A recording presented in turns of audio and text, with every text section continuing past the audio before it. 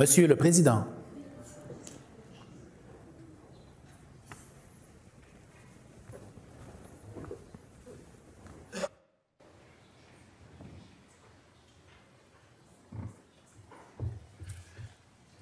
Bonjour à toutes, bonjour à tous. Prenez place. Nous allons débuter nos travaux. Nous sommes à la rubrique déclaration des députés. Et la première déclaration revient à Monsieur le député de Saint-Jean. Monsieur le Président, je veux vous présenter M.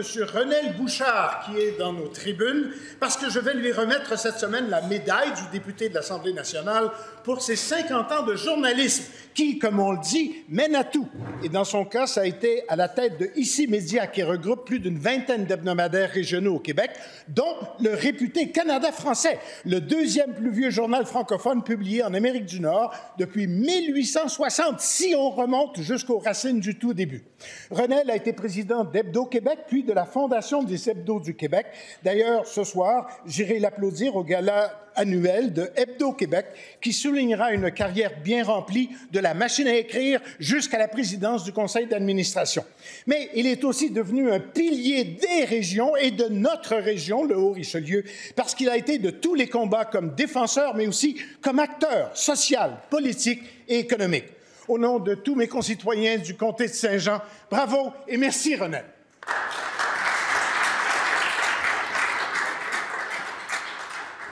Merci, Monsieur Bouchard. Merci pour votre présence ici à l'Assemblée nationale aujourd'hui.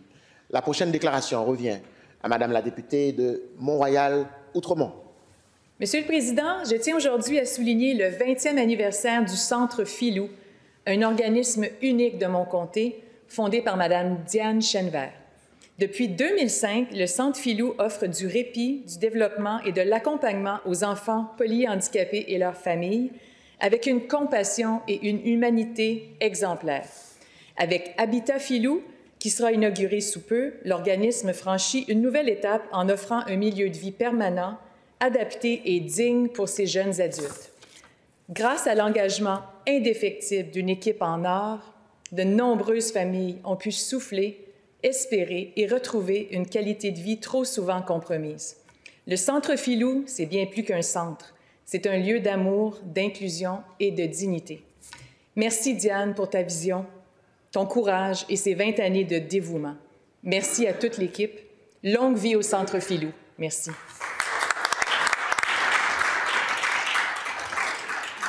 Merci, Madame la députée de Mont-Royal-Outremont. Et je reconnais maintenant Madame la députée de Hull.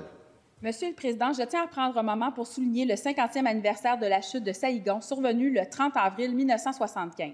Cet événement a marqué la fin de la guerre du Vietnam et a forcé des millions de personnes à fuir la répression et la misère.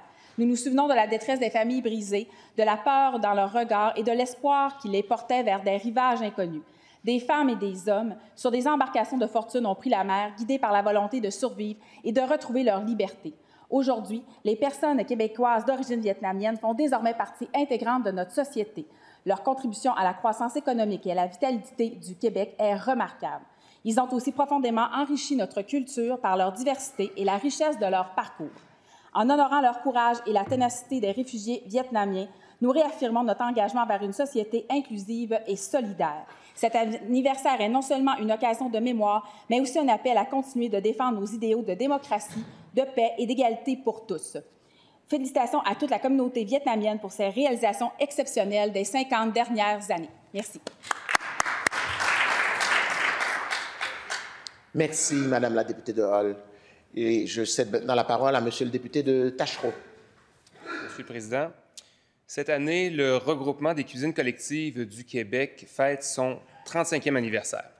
Le regroupement représente les cuisines collectives du Québec afin de promouvoir l'autonomie alimentaire et le droit à l'alimentation. Alors que des milliers de foyers peinent à joindre les deux bouts, il permet d'assurer un financement adéquat des cuisines collectives et une vie associative forte pour que des milliers de gens puissent se nourrir adéquatement chaque jour. Une cuisine collective, c'est bien plus qu'un moment pour cuisiner. C'est un filet social, c'est une communauté tissée serrée et aussi la promotion de la santé et la saine alimentation. Le regroupement représente 1 223 cuisines membres qui ont permis de nourrir 17 428 personnes grâce à 826 000 portions cuisinées. Ces chiffres témoignent de l'impact concret des cuisines collectives sur nos communautés. Je tiens à féliciter le regroupement des cuisines collectives du Québec pour ses 35 années à promouvoir des valeurs de dignité, d'équité et de justice sociale.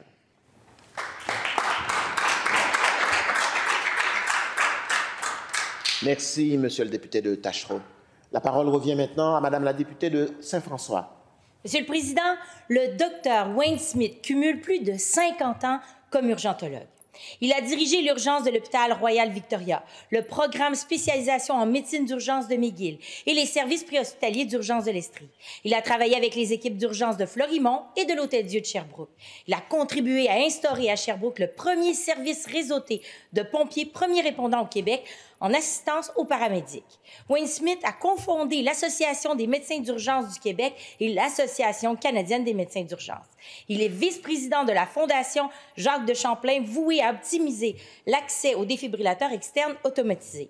Médecin conseil en soins préhospitaliers d'urgence au CIUS de l'Estrie-Chute, il milite pour augmenter la présence des pompiers premiers répondants. Monsieur le Président, leur intervention répond vraiment aux besoins des régions rurales où les découvertures ambulancières sont plus fréquentes. Enfin, celui qu'on appelle le bon docteur a toujours mis le « nous » avant le « je » dans sa prolifique carrière. Merci, Monsieur le Président. Merci, Madame la députée de Saint-François.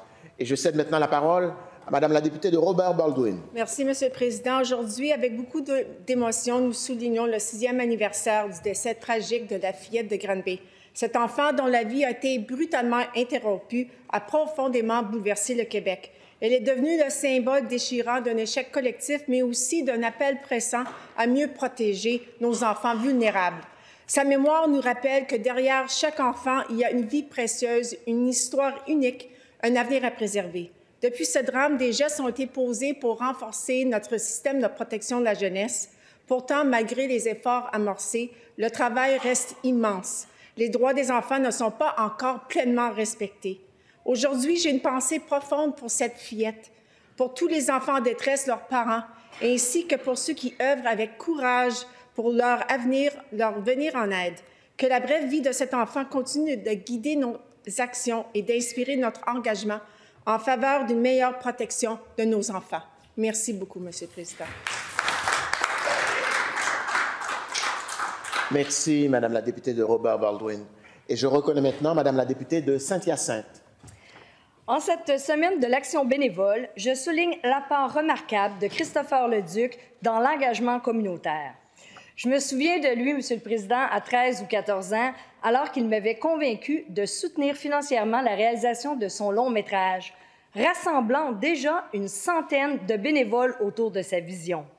Depuis, Christopher est une véritable source d'inspiration et une référence en matière d'économie sociale. Il a cofondé la Fondation L'Effet et l'un des instigateurs du projet Ciné Masca. Il met ses talents de communicateur au service de la collectivité en faisant la promotion de causes sociales.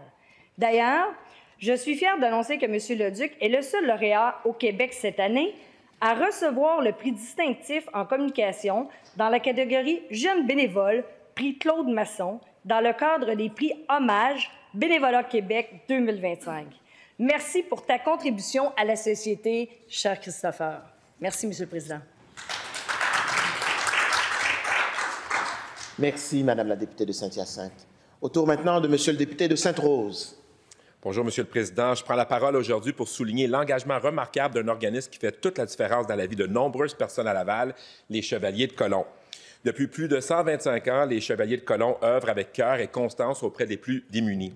Apolitiques, enracinés profondément dans notre communauté, ils répondent toujours présents à l'appel. Leur disponibilité, leur fiabilité et leur générosité en font des alliés indispensables pour les Lavallois et aussi dans vos circonscriptions, j'en doute pas du tout.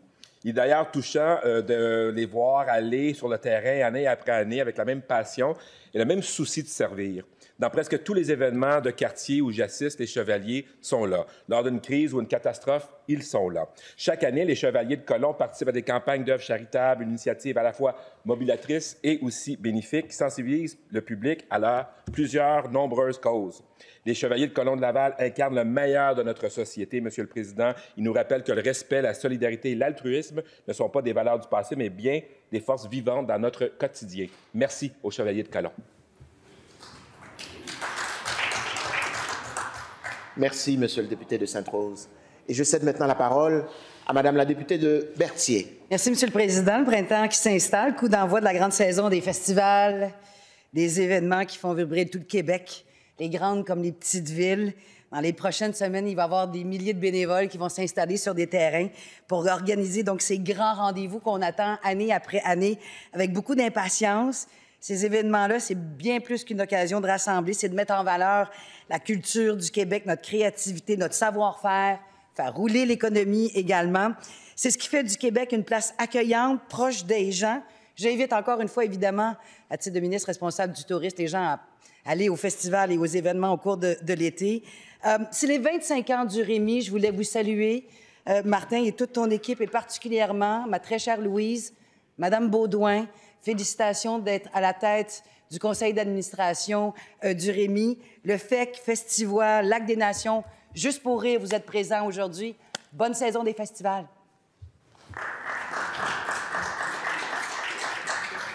Merci, Madame la députée de Berthier. Et je reconnais maintenant Madame la députée de Duplessis. Oui, merci, Monsieur le Président. Homme à la bonne humeur contagieuse, Toussaint Richard a consacré sa vie au bien-être des autres. Et il est parmi nous ce matin. D'abord infirmier, puis ambulancier, il enrichit son expertise par un certificat en sociologie, gérontogériatrie et santé communautaire. Pendant toute sa carrière, il a œuvré dans divers secteurs des soins de santé sur la Côte-Nord. En 2003, un nouveau chapitre commence. Il s'implique comme administrateur au sein du club de motoneige, de hockey, de l'ambulance Saint-Jean et du centre de santé. C'est son engagement envers les aînés et leur qualité de vie qui l'a conduit vers la FADOC, où il occupe les rôles d'administrateur et de président pendant 20 ans au niveau local, régional et provincial. La mission de Toussaint Richard est de s'occuper des autres. Et petits et grands bénéficient de votre grand cœur. Comme le disent les petits du CPE Picasso, merci, Monsieur Poussin.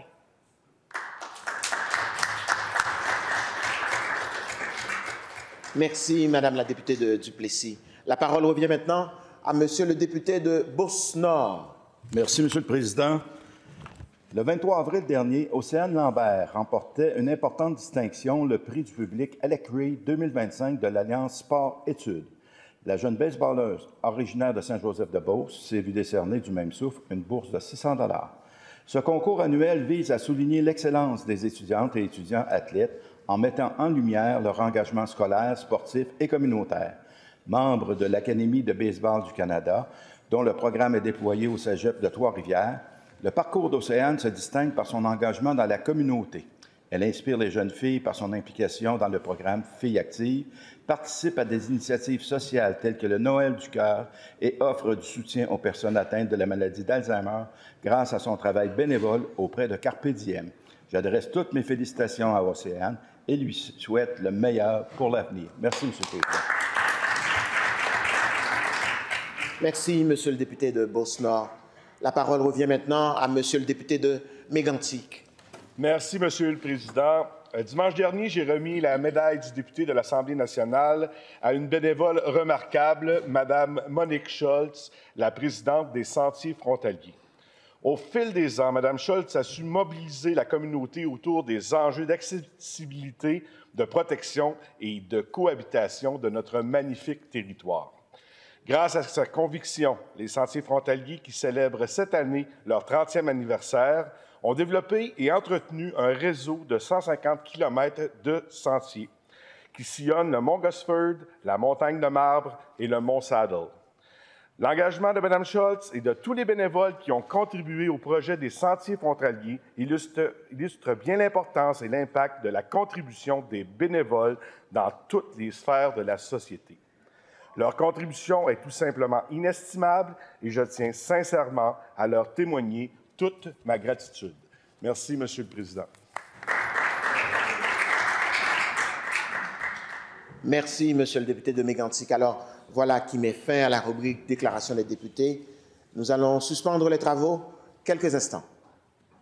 Alors aujourd'hui, j'ai le plaisir de souligner la présence dans les tribunes du consul général de la République fédérale du Brésil, Monsieur Fernando Estelita Lince de Salvo Coimbra.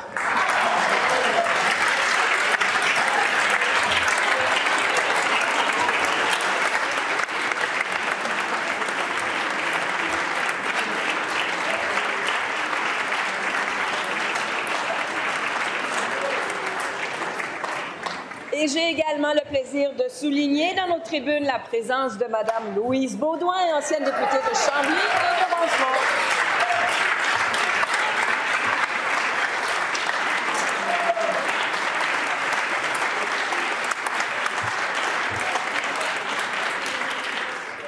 Et nous poursuivons les affaires courantes. Aujourd'hui, il n'y a pas de déclaration ministérielle. À la rubrique « Présentation de projet de loi », Monsieur le député de Saint-Jérôme. Je vous demande d'appeler l'article A du feuilleton, s'il vous plaît, Madame la Présidente. À l'article A du feuilleton, Monsieur le député de Saint-Jérôme présente le projet de loi numéro 993, loi modifiant le Code du travail afin d'assurer des pratiques syndicales transparentes et démocratiques. Monsieur le député. Merci, Madame la Présidente. Alors, en cette veille du 1er mai, ce projet de loi vise à renforcer la transparence financière et la démocratie syndicale au Québec. À cette fin, il modifie le Code du travail. Premièrement, le projet de loi prévoit qu'il est nul de nullité absolue toute disposition d'une convention collective ou d'un décret qui exige comme condition d'embauche la nécessité de devenir ou de demeurer membre d'une association de salariés. Deuxièmement, le projet de loi prévoit la suppression, dans le cadre d'une requête d'accréditation, du calcul des effectifs syndicaux comme moyen de vérification du caractère représentatif d'une association de salariés. Ce faisant, le vote au scrutin secret devient le seul moyen de vérification prévu au Code du travail.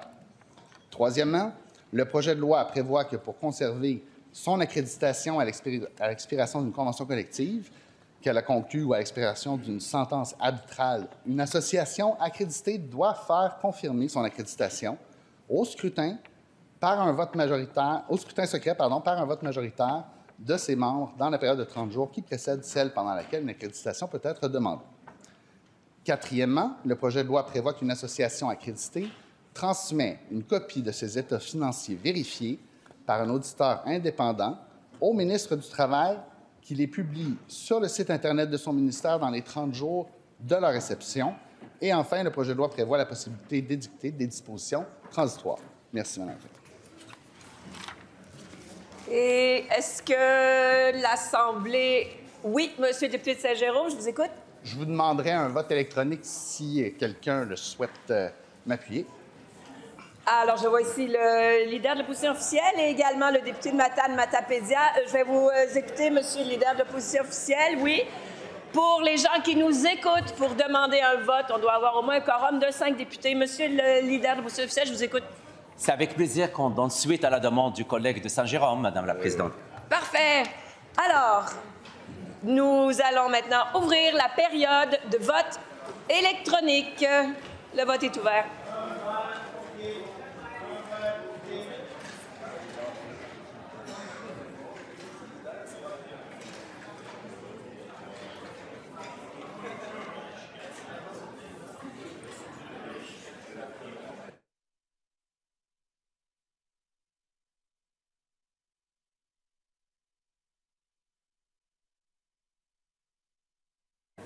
La période de vote est maintenant terminée. Monsieur le secrétaire général, les résultats. Pour 108, contre aucun, abstention aucune. Cette motion est adoptée. Nous poursuivons à la rubrique dépôt de documents. Monsieur le leader du gouvernement, la parole est à vous. Bonjour, Madame la Présidente. Je dépose les réponses aux pétitions déposées en Chambre le 18 mars 2025 par le député de Jean Lesage et le 20 mars 2025 par le député de l'Acadie. Merci. Et ces documents sont déposés. Il n'y a pas de dépôt de rapport de commission ni de dépôt de pétition. Il n'y a pas de réponse orale aux pétitions ni d'intervention portant sur une violation de droit ou de privilège. Comme il n'y a pas de votre portée, nous allons passer à la rubrique motion sans préavis. Pour ce faire, je cède la place au troisième vice-président de l'Assemblée nationale. Merci pour votre attention. Bonne fin de journée, tout le monde.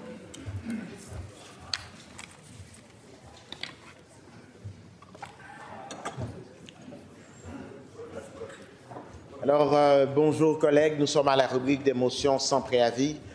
En fonction de nos règles et de l'ordre de présentation des motions sans préavis, je reconnais un membre du groupe de la troisième opposition, Monsieur le député des Îles-de-la-Madeleine. Merci, Monsieur le Président. Je sollicite le consentement des membres de cette Assemblée afin de présenter conjointement avec la députée de Mille-Îles, le député de Hochelaga-Maisonneuve et la députée de Vaudreuil la motion suivante.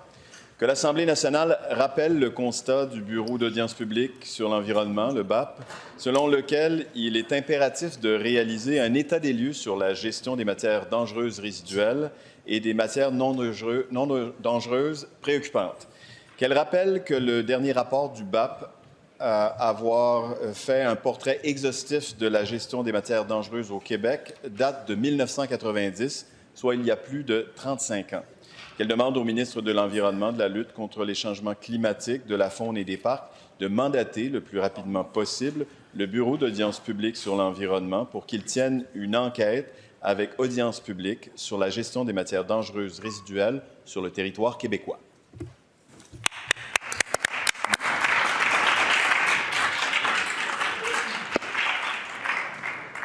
Y a-t-il consentement pour débattre de cette motion? Il n'y a pas de consentement, Monsieur le Président. Il n'y a pas de consentement. Nous allons à la prochaine motion qui revient au gouvernement.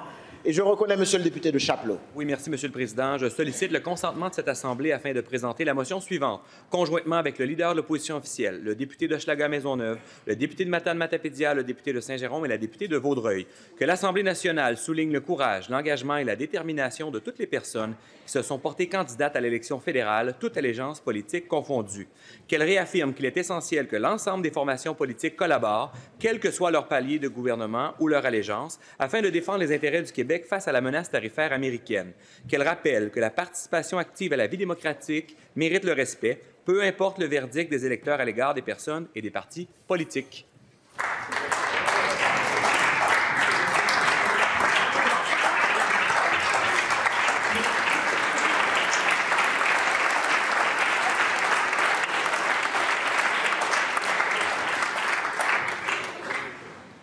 Y a-t-il consentement pour débattre de cette motion? Consentement sans débat, un vote électronique a été demandé. La période de vote est ouverte.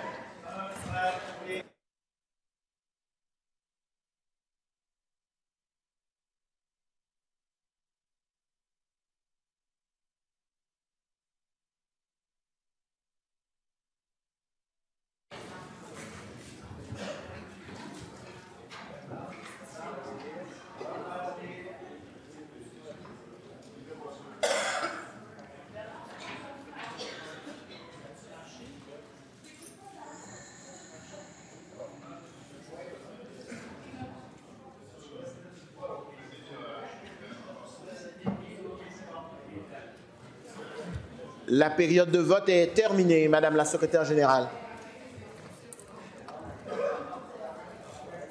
Pour 102, contre aucun, aucune abstention.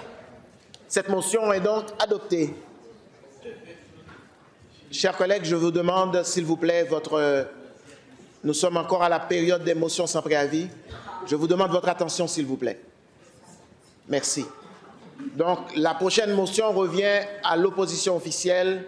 Et je reconnais Madame la députée de Bourassa-Sauvé.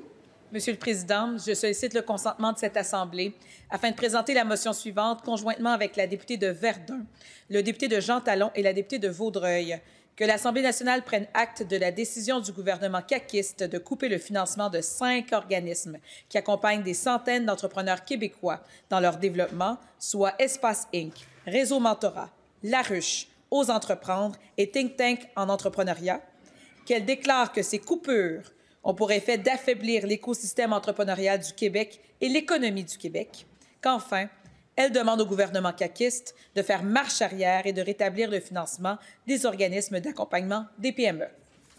Bravo.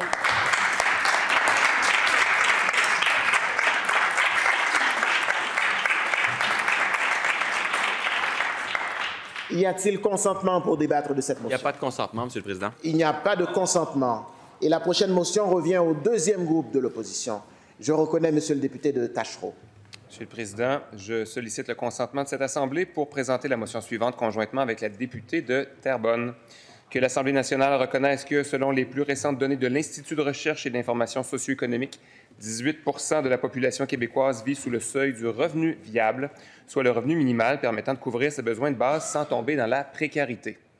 Qu'elle prenne acte que cette proportion a augmenté de manière significative depuis 2018, soit depuis l'arrivée au pouvoir du gouvernement de la CAQ, où elle se situait entre 12 et 15 %, reflétant une détérioration notable des conditions de vie de nombreuses Québécoises et nombreux Québécois. Qu'elle constate que cette aggravation est principalement attribuable à la hausse marquée du coût de la vie, notamment des dépenses en logement, en alimentation et en transport, ainsi que par le fait que le salaire minimum a crû moins rapidement que l'inflation. Qu'en conséquence, l'Assemblée nationale déplore la progression de la pauvreté au Québec au cours des dernières années et réaffirme l'urgence d'y répondre collectivement par des politiques publiques structurantes.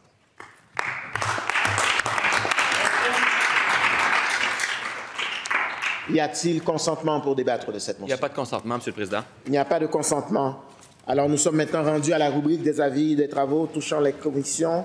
Monsieur le leader adjoint du gouvernement.